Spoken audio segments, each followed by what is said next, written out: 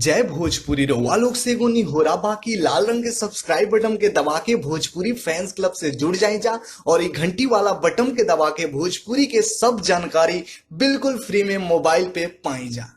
रउआ सब भोजपुरी श्रोतागण के हम जी तिवारी जी भोजपुरी फैंस क्लब के माध्यम से प्रणाम करल बानी। आप लोग की रिपोर्ट में बतावे जा रहल बानी भोजपुरी के ट्रेंडिंग सुपरस्टार खेसारी लाल यादव जी के एक और नया धमाका वीडियो सॉन्ग के रूप में हो चुकल बा। जी हाँ भाई, आप लोग बतावल चाहतनी जमन गाना सैड सॉन्ग हटे जिसमें काजल रगवानी और खेसारी लाल यादव जी के जोड़ी आप लोगों को देखे के मिली। जी हाँ भाई, आप लोग बतावल चाहतनी खेसारी म्यूजिक वर्ल्ड से खेसारी लाल यादव जी के नया सैड सॉन्ग वीडियो रिलीज हो चुकल बा, जौना का नाम बा नवंबर में चल जइबू जान। जी भैया, इस सैड सॉन्ग का ऑडियो तो आप लोग सुन ले रही जा, खूब ज्यादा दर्शक पसंद किले और एक गाना का लिखले बड़े अजीत हलचल जी और में म्यूजिक दिले बड़े आशीष वर्मा जी, वीडियो डायरेक्ट किले बड़े जीतू भोजपुरिया। आप लोग बहुत ही सुंदर वीडियो लागी, जरूर देखी जा और कोई देख ले बन जा तो नीचे कमेंट सेक्शन में बताई जाए कैसन वीडियो लागल बा। बहुत जल्दी हम आप लोग के बीच में ए वीडियो के रिव्यू लेके आइम और रिएक्शन दिहल चाहतनी है वीडियो के बारे में, तो अपन वीडियो बना के हमरा नंबर पे भेज सकतनी। व्हाट्सअप नंबर नोट करी जा 8459323055।